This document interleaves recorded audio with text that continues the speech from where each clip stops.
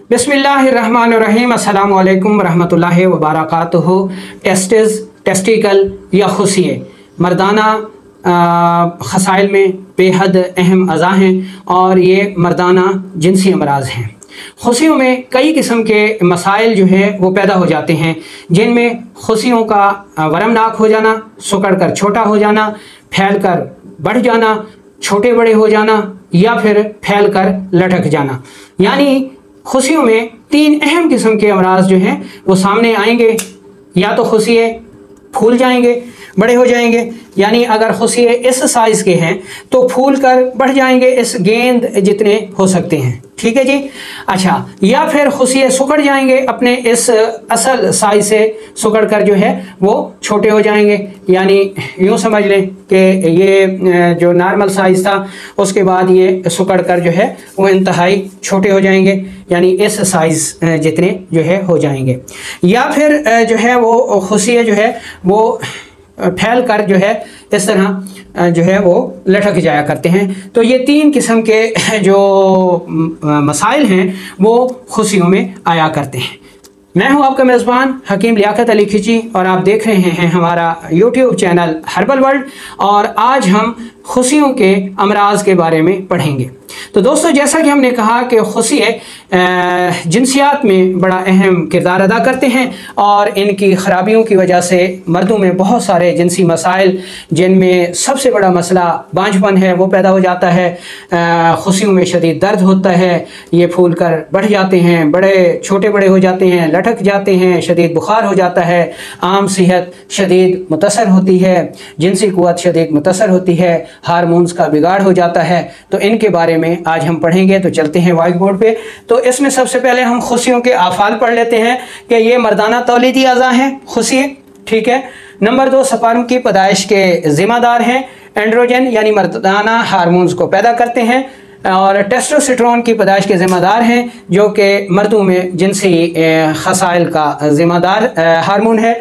हर खुशी में तकरीबन 900 के करीब नालियाँ निकलती हैं, जो कि स्पर्म को औरत के रहम में बच्चादानी में मुंतकिल करने के ज़िम्मेदार हैं। ठीक है। तो अब हम पढ़ लेते हैं जी कि खुशियों में कौन से अमराज पैदा होते हैं। खुशियों में 3 किस्म के अमराज जो हैं वो पैदा होते हैं। अब हम खुशियों में पैदा होने वाले अमराज का तरतीब के साथ जायज़ा लेते हैं। इसमें पहले नंबर पर उज़लाती तहरीक में खुशियों के अमराज आ जाते हैं।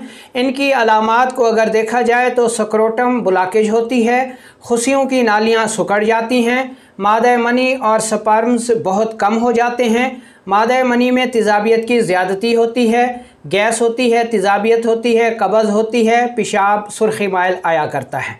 बायां खुशिया बड़ा हो जाता है साइज़ में और दायां खुशिया सुकड़ कर छोटा हो जाता है। खुशिये फूल जाते हैं और RBC का अखराज होता है।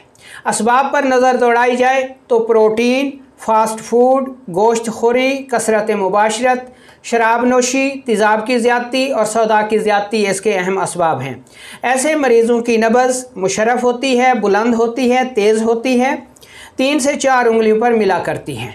कारूरा यानी पेशाब की रंगत को देखा जाए तो कारूरा मिकदार में कम आता है, रंगत में सुर्ख़ी माइल होता है।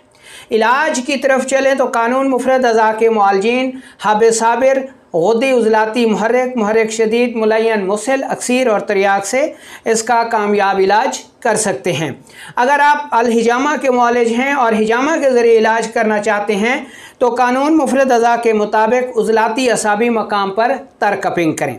अब हम एक नुस्खा आम लोगों के लिए भी देना चाहते हैं कि आप इसकी अलामात को देख लें। ये अलामात अगर आप में हैं तो आप दर्ज झैल नुस्खा बनाकर इस्तेमाल करें। इसमें आपने अजवैन देसी लेनी है पहले नंबर पर, दूसरे नंबर पर सुंड है और तीसरे नंबर पर गंधक आंवला सार है।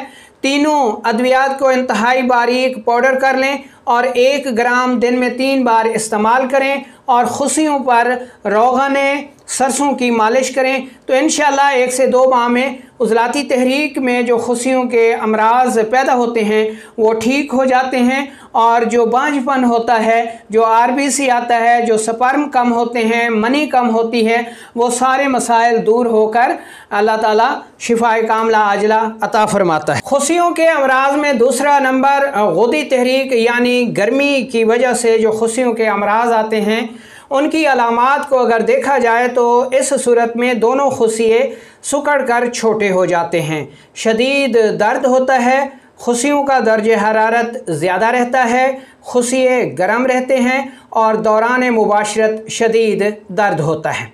अगर इसके असबाब देखा जाए तो गर्म ग़िज़ाओं का बकसरत इस्तेमाल, मुरगन ग़िज़ाएँ ज़्यादा खाना, सोज़ाक, टाइफाइड फ़ीवर, गर्म माहौल में रहना, पस सेल का ज़्यादा आना और मुर्दा स्पर्म्स की ज़्यादती हुआ करती है।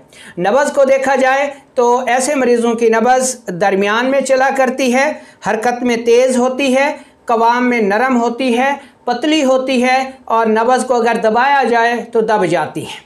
अगर ऐसे मरीज़ों का कारूरा देखा जाए तो उनका पेशाब जर्दी माइल आता है, कतरा कतरा आता है, जलन के साथ आता है। असूल इलाज को देखा जाए तो ऐसे मरीज़ों का इलाज मुलय्यन गुद्दी आसाबी, मुहर्रिक शदीद, मुलय्यन और मुसिल से किया जा सकता है। साथ अर्के बजूरी दें और तरियाके सुज़ाक दें।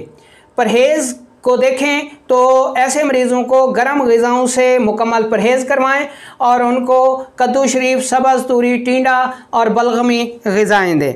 अब हम आम लोगों के लिए एक नुस्खा यहाँ पर बयान कर रहे हैं, वो इन अलामात को देखते हुए कि अगर उनको ये अलामात हैं तो वो ये नुस्खा बनाकर इस्तेमाल कर सकते हैं। इंशाअल्लाह बहुत ज़्यादा फ़ायदा मिलेगा।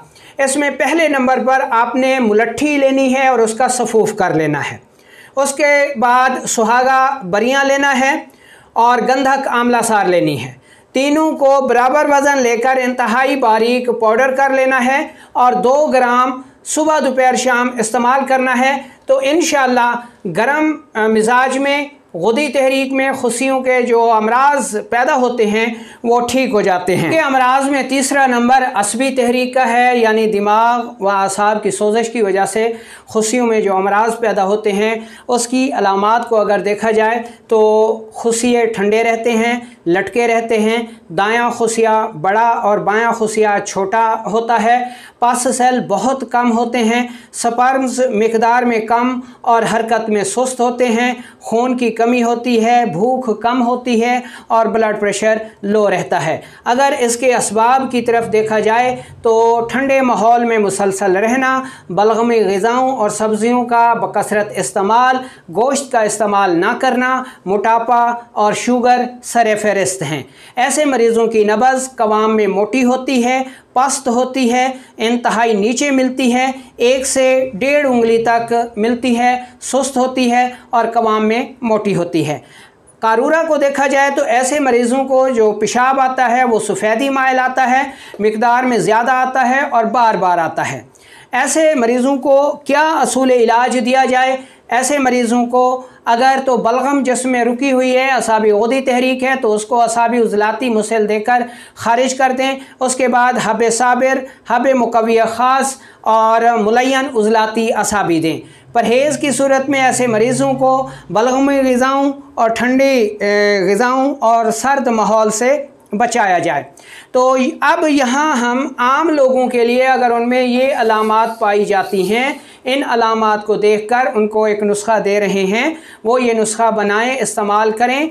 इंशाल्लाह 1 से 1.5 माह तक जो है ये जितनी भी अलामात हैं, खुशियों के अमराज हैं, वो दूर हो जाएंगे और आपको बेहतरीन रिज़ल्ट मिलेगा।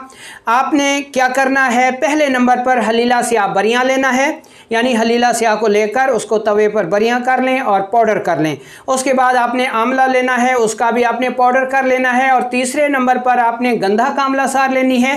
तीनों चीज़ों को बराबर वज़न लेकर इंतहाई बारीक पाउडर कर लें और 1 ग्राम दिन में 3 मरतबा इस्तेमाल करें। साथ लौंग और दालचीनी का कहवा इस्तेमाल करें।